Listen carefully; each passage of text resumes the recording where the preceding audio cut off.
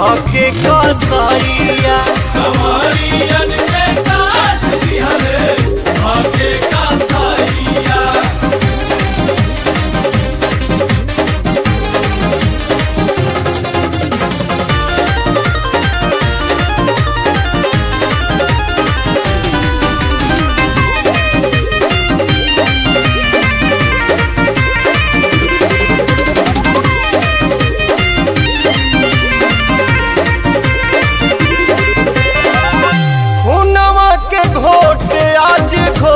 हिंदुस्तान हो तीरथ पकइल भइल मौत के समान हो।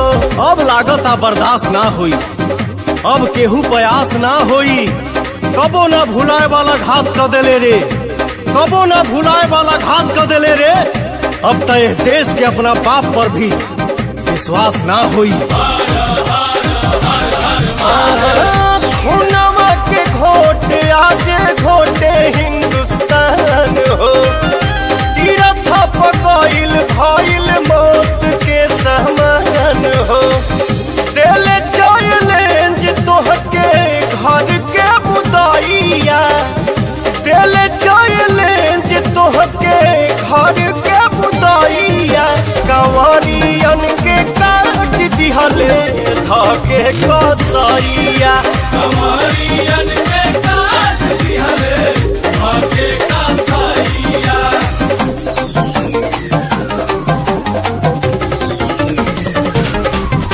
कंवरियन के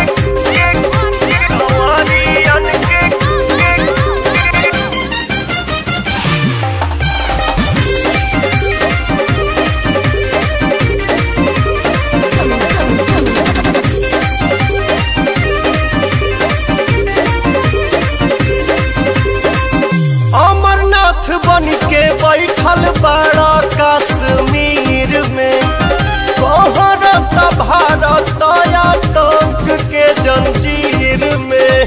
पीठ पछूड़ा मरले बड़े तोर गर्मी हम झाड़ दे, धर्म के नाम पर आग लगावे वाला तोर खूंटा उखाड़ दे।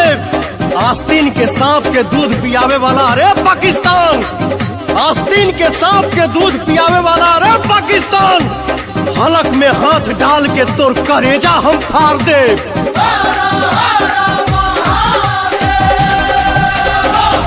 अमरनाथ बन के बैठल बड़ा कश्मीर में कहरत भारत आतंक के जंजीर में।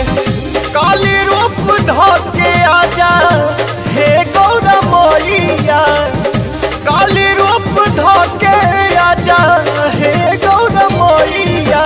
कंवरियन के काट दिहले हाय रे कसाईया कंवरियन